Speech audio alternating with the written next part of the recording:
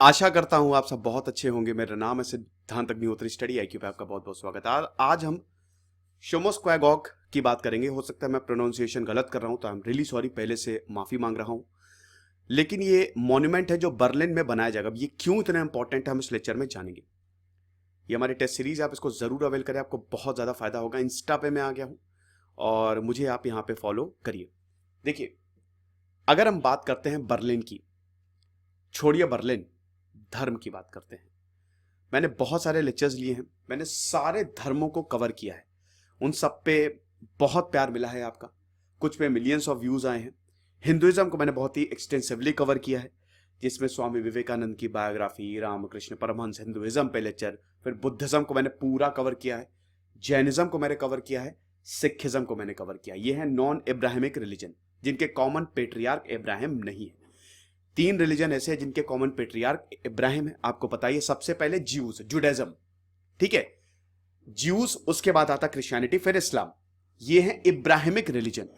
और आपको पता ही है कि तीनों में यरूशलेम को लेकर कॉन्फ्लिक्ट चलती है। अब मैंने हिस्ट्री ऑफ ज्यूज कवर किया, मिलियंस ऑफ व्यूज हैं, आप देखिएगा। मैंने यरूशलेम का विवाद भी कवर किया है। यरूशलेम को लेके आपको पता ही है, यहां पे तो क्रूसेड्स लॉन्च हो गई थी ना, धर्म युद्ध। इस्लाम और क्रिश्चियनिटी में धर्म युद्ध शुरू हो गया था 9th सेंचुरी में। टोटल 8 से 9 क्रूसेड हुई। अल्टीमेटली इसमें जीत इस्लाम की ही हुई, लेकिन दोस्तों बहुत बुरी हालत हो गई थी, है ना। मतलब इस्लाम का ये ड्रॉ रहा, ठीक है, कभी जीते इसमें क्रिश्चियंस, कभी मुस्लिम्स, लेकिन दोस्तों अल्टीमेटली कब्जा यहां पे ज्यूज का ही हुआ, है ना। इजराइल आज पूरा ज्यूज के पास है, यहूदियों के पास। अब ज्यूज का इतिहास बहुत ही दर्दनाक रहा है। एक ऐसा इतिहास रहा है यहूदियों का, आप पढ़ेंगे तो रो देंगे।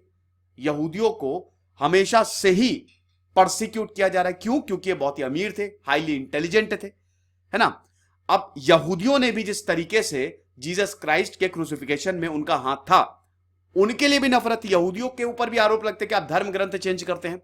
बहुत ज्यादा धार्मिक कॉन्फ्लिक्ट है।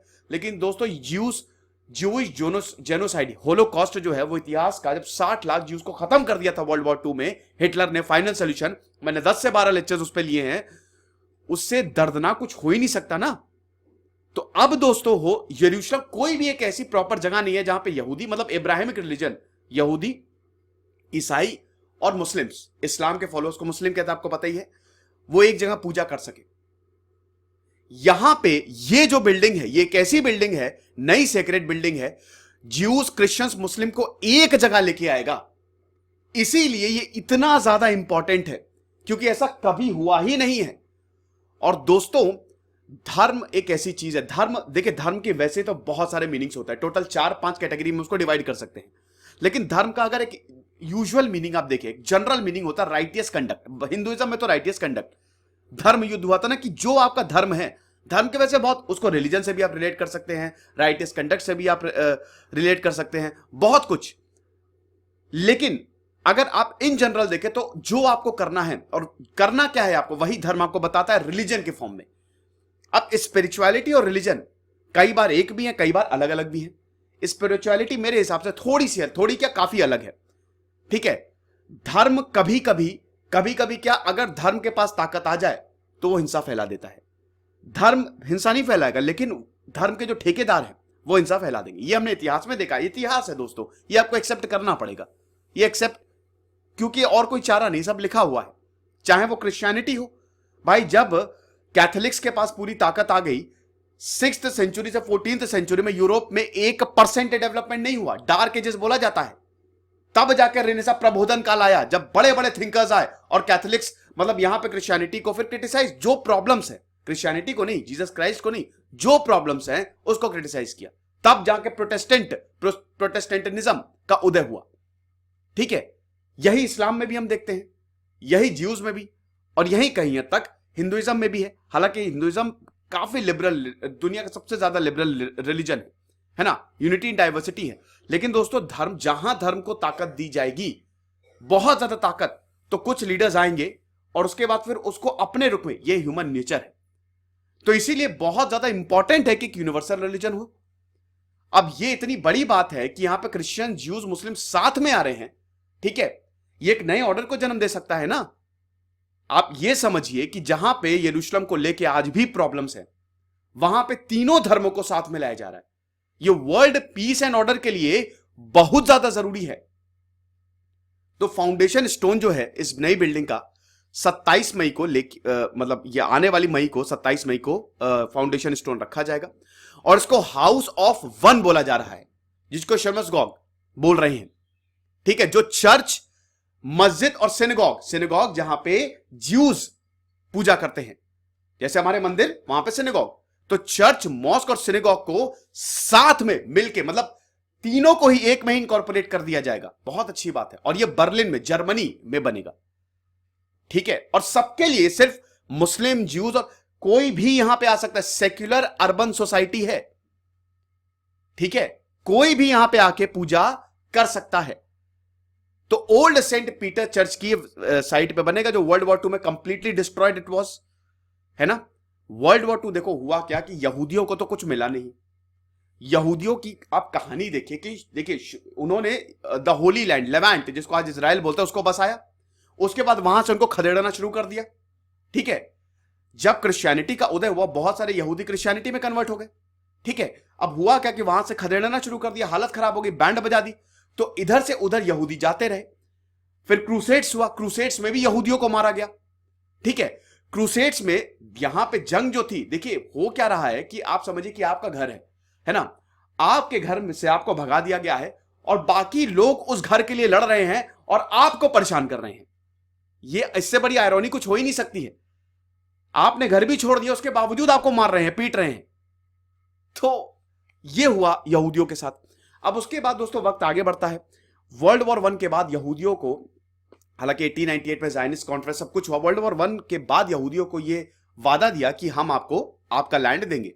वर्ल्ड वॉर 1 के बाद ही, लेकिन जब वर्ल्ड वॉर 1 खत्म हो तो ब्रिटिशर ने किसी को कुछ नहीं दिया। ऊपर से ब्रिटिश मैंडेट आ गया, ये पैलेस्तीन वाला एरिया ही हमारे पास रहेगा। अब यहां पे यहूदियों ने वर्ल्ड वॉर 1 के बाद फिलिस्तीनियों से जमीनें खरीदनी शुरू की। और फिर 1948 में जब पहला अरब इजराइल वॉर हुआ, यहूदियों ने हरा दिया। किसी ने नहीं सोचा था दुनिया में कि यहूदी अरब मुल्कों को हरा देंगे, हरा दिया। और फिर उसके बाद 6 डे वॉर हुआ, फिर उसके बाद यम किपर वॉर हुआ, और आज हम देख रहे हैं कि यहूदियों के पास पूरा इजराइल है। अब यरूशलेम मेन शहर है, यरूशलेम ऐतिहासिक शहर है, जो आज भी इजराइल के पास नहीं है। यहां पे हमेशा जंग चलती रहती है, क्योंकि ये तीनों धर्मों का एक सेंटर पॉइंट है। अगर आप जीसस क्राइस्ट की बात करें तो उन्होंने टीचिंग्स यहां पे फैलाई। प्रॉफिट की बात करें, प्रॉफिट मोहम्मद की बात करें तो उन्होंने अपनी टीचिंग्स, प्रेयर्स प्लस जन्नत का रास्ता यहीं से तय किया था। भाई मक्का मदीना के बाद सबसे जो धार्मिक प्लेस है वो यरूशलेम है, दूसरी धार्मिक प्लेस, तीसरी धार्मिक प्लेस इस्लाम में, और ज्यूस का तो यहीं से ही उदय हुआ था। तो वहां से तो आज भी कॉन्फ्लिक्ट चल रही है कि नहीं। तो अब ये वर्ल्ड वॉर 2 में जब ज्यूस पे कहर टूटा, उसके बाद वेस्ट जर्मनी, ईस्ट जर्मनी बने, तो जितने भी चर्चेस थे, सिनेगॉग्स थे, उन सबको एक साइट से खत्म किया गया। तो अब सेंट पीटर्स चर्च की साइट पे इसको बनाया जाएगा।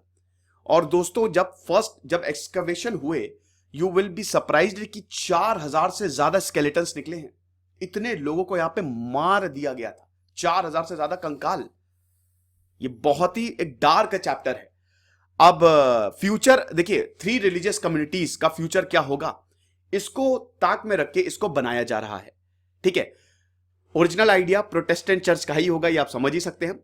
देखिए कैथोलिक्स थोड़े से कंजर्वेटिव हैं, प्रोटेस्टेंट लिबरल हैं उस मामले में। तो प्रोटेस्टेंट चर्च की बात करें, कम्युनिटी की बात करें, तो ये ओरिजिनल आइडिया उन्हीं का ही था, है ना। फिर ज्यूइश कम्युनिटी के साथ उन्होंने हाथ मिलाया और अल्टीमेटली मुस्लिम्स ने भी इनिशिएटिव लिया और अल्टीमेटली इस आइडिया को जन्म दिया गया।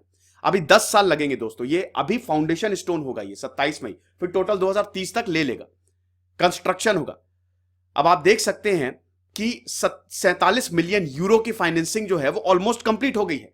फेडरल गवर्नमेंट, जो बर्लिन की गवर्नमेंट है, उसने भी 30 मिलियन यूरो दिए हैं, और बाकी 9 मिलियन यूरो जो हैं वो फंड से आई है। कैंपेन भी पूरी दुनिया में लॉन्च। अब देखिए पहले भी जो मंदिर थे, मस्जिद थे, वो ऐसे ही तो बनाए जाते थे।